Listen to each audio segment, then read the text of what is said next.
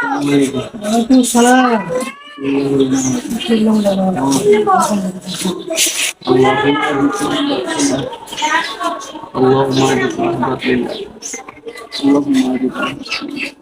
সুবহানাল্লাহ, সুবহানাল্লাহ। এটা হচ্ছে আল্লাহ তাআলার বিশেষ একটা রহমত, নিয়ামত, ঈদ উল ফিতর আমাদের জন্য আল্লাহ তাআলার একটা দয়া, করুণা। ঠিক আছে, দেখেন আল্লাহ তাআলা, আল্লাহ সুবহানাহু ওয়া তাআলা কিছু দিয়েছেন আপনি।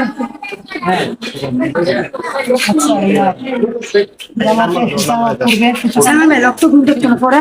আচ্ছা আচ্ছা, আচ্ছা, আলহামদুলিল্লাহ। দেখেন আল্লাহ সুবহানাহু ওয়া তাআলা মানে এত নিয়ামত, শুকরিয়া আদায় করে আমরা শেষ করতে পারবো না। কেন বলি, দেখেন আল্লাহ সুবহানাহু ওয়া তাআলা আমাদেরকে হারাম যে হারাম খুব কম, সবে হারাম, সবে হারাম। দেখেন এই যে রমজান মাস, মাত্র ওখানে আমরা 29টা রোজা রাখছি। আমরা 29টা সিয়াম বলছিলাম, 30টাও না, 29 দিন দিন আমাদের কিছু খাওয়া নিষেধ, মানে হারাম। গোটা বছরই হারাম। সুবহানাল্লাহ, সুবহানাল্লাহ, সুবহানাল্লাহ। চিন্তা করেন তো, আল্লাহ সুবহানাহু ওয়া তাআলা কত নিয়ামত। দেখেন যত হালাল আছে, হালাল সম্পদটাই বেশি, অথচ আজকে ঈদের দিন, আজকে যদি আপনি কিছু না খান, ওইটা হারাম আপনার জন্য, নিশ্চিত হারাম।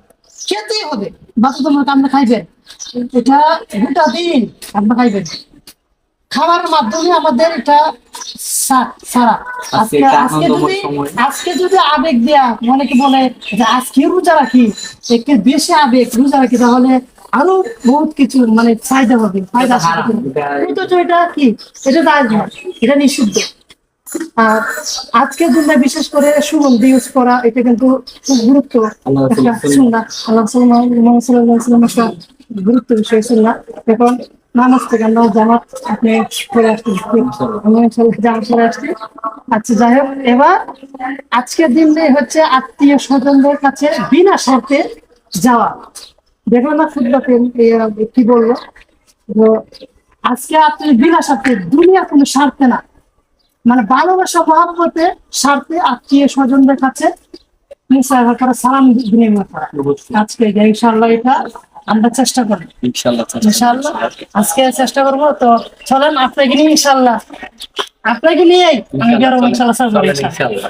তো এখন কি আপনার বাসায়? হ্যাঁ, আমার বাসায় আমার বাসায় ইনশাল্লাহ যাবেন, যেহেতু আসছি আপনারা দিকে।